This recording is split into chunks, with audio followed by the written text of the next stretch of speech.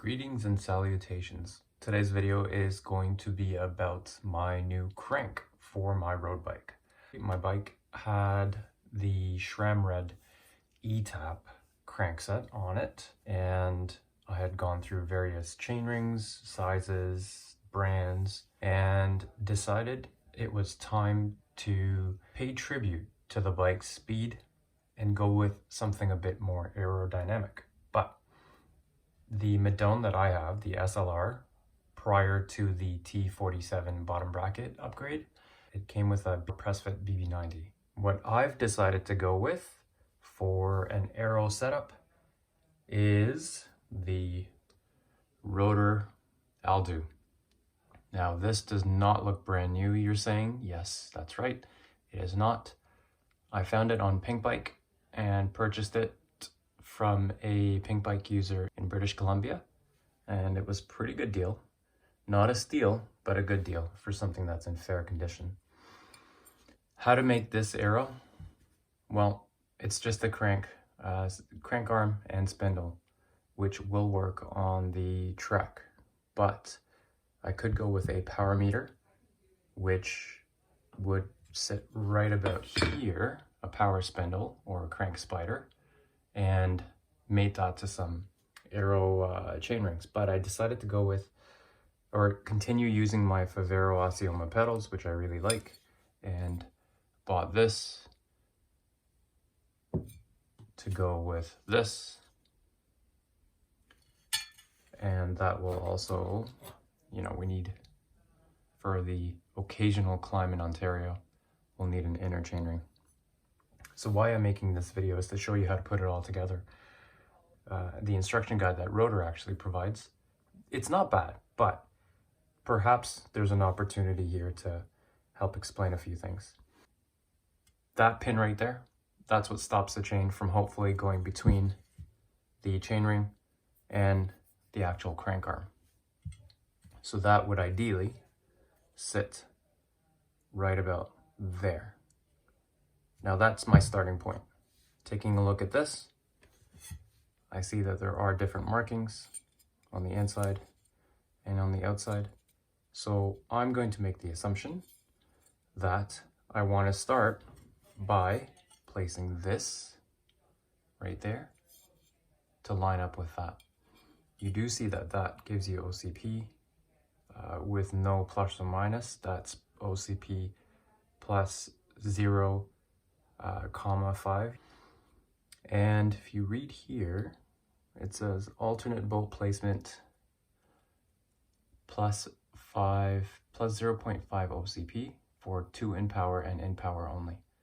That's for these holes here, which is not what I'm doing. I'm using these holes here. So let's turn it back that way. I've got that pin right there. I'm going to try and line it up with the standard holes and see if it works. Result, look at that. How nice is that? I already feel the speed. The watts are dropping. The speed is climbing. Now, part of the kit, I'm going to put this down here. Part of the kit includes a bunch of little bolts and some spacers. Here's everything that you get with the Aero Spider. Now, you do not get this, all of this here, when you buy just that. It comes in the box with this here. And you don't need all of it for this assembly. Let's line that back up. What you will need is something to space the 2 chain rings apart, which is these 4 here. So we'll put these down. And I found, when I was playing around with this earlier, that that sits in nice and flat one way better than it does the other way. Now, I'm not sure if that's just by design or poor machining, but I flipped them over and they do fit better one way than the other way. So let's keep going, and you can see, I don't know if you can or not, but they're pretty equal in terms of machining on either side. just kind of play around with it, see which one fits best. Let me try and get this in frame.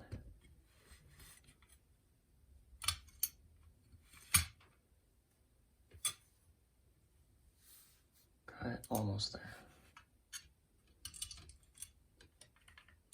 That fits nice. And on this inner chainring, how you know which side to use is, it says this side facing the frame. So that's pretty straightforward. You want to have it facing up because that will be facing the inside, which is your frame. But otherwise, how would you know which way to go? Well, this is the only marking on the inside or machining part where there's an arrow. So you line that up with your desired position. In my case, it's standard position. So I'll be putting it in line with that right there.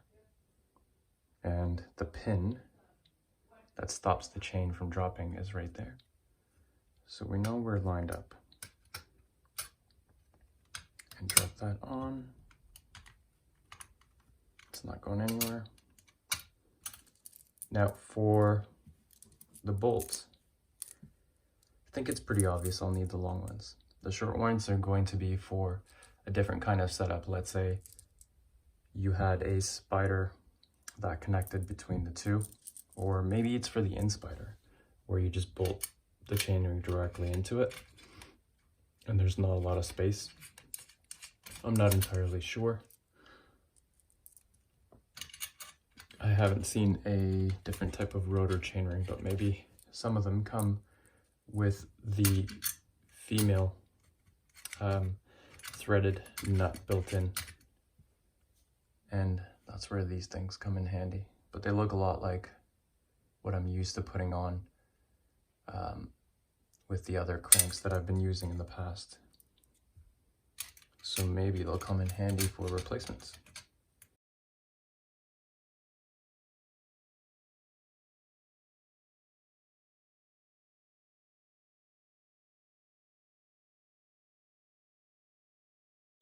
That is H5.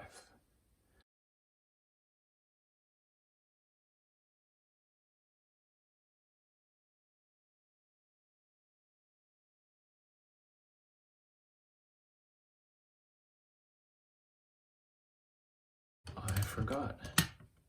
Thread lock. Let's back these out.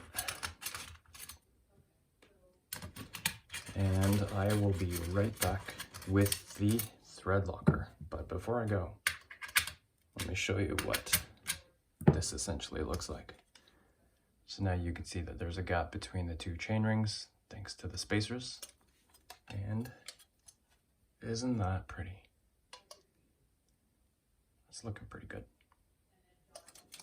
Pretty excited. Be right back. Okay, so I will be using medium strength, which is the blue. I know this whole thing is blue, but this stripe here can either be green, blue, or red in most cases.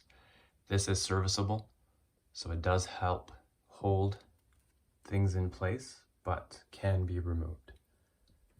And I'm just going to put a dab on each bolt.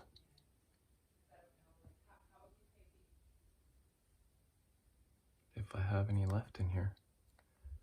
Well, that might be an issue. There we go. That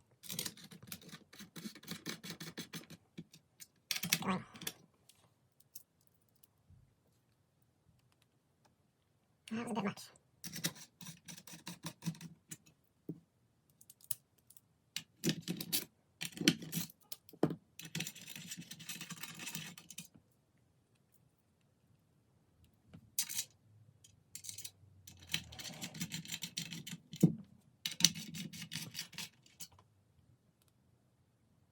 Hopefully I can figure out how to fast forward or speed up the video. Let's put a cover back on that. I'm going to put these away before I misplace them.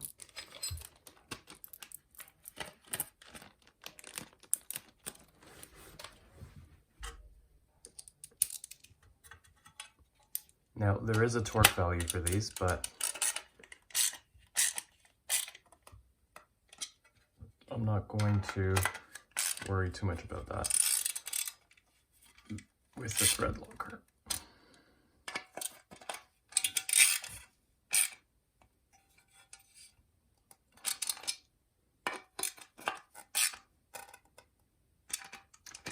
And that's it. Oh, that's stuck in there. Done. Now, in terms of weight, in case you're wondering how much all of this weighs, I will go grab my scale and put it together. All right, back with the scale. Let's make some room.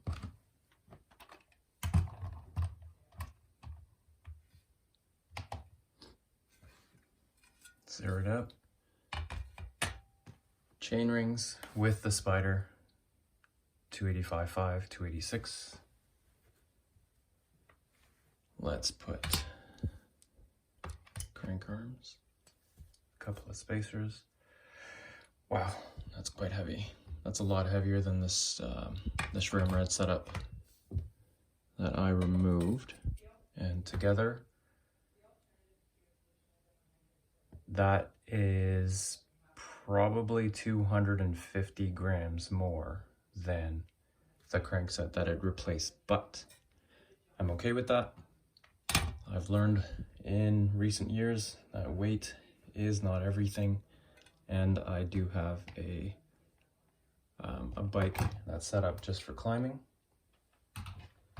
and is pretty useless otherwise, but for this bike, which is the race bike, I decided weight is not so significant. This is likely the heaviest thing on there though. I mean, I guess the wheels, but other than that, in terms of components, it will be the heaviest. Now, in terms of assembly, this is how you put them together. You back that off and you can see, similar to a SRAM GXP, that takes it off. Okay, after some research, these have to do with positioning for Q factor adjustment, which Rotor can help you do with an app that they might have if you have Q rings. But because I have round rings, it really doesn't matter where I feel like putting it, so I am putting it smack dab in the middle of that position there to line up with that little notch. Then I will put the crank arm over that, which lines up with the ring or the pin right there. Put that down and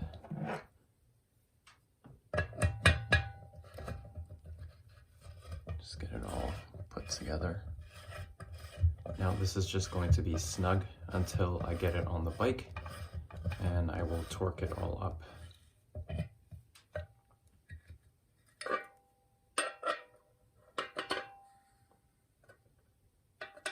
There's still movement there. You can see the pin and how close it is, so a chain should not actually manage to drop below that. Now this is still loose. Nope, that's getting tighter. There's still a bit of play there, but not much. I suspect torquing it to 35, let's see, right there, 35 to 40 Newton meters will take that slack out. Let's go a bit more.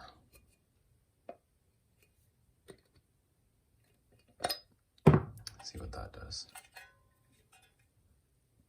Yeah, now I could be feeling the play that's here. As you can see, that's not how a crank is supposed to look. So let's take this one off. Now this is a completely modular system, so the crank arms and the spindle are separate. Let me put it like that. So it looks like a normal crank should.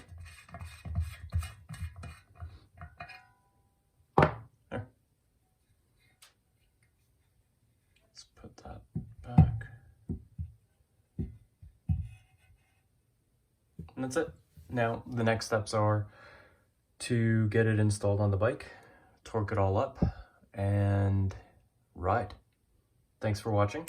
Don't forget to like and subscribe if you like the content, and hopefully you do.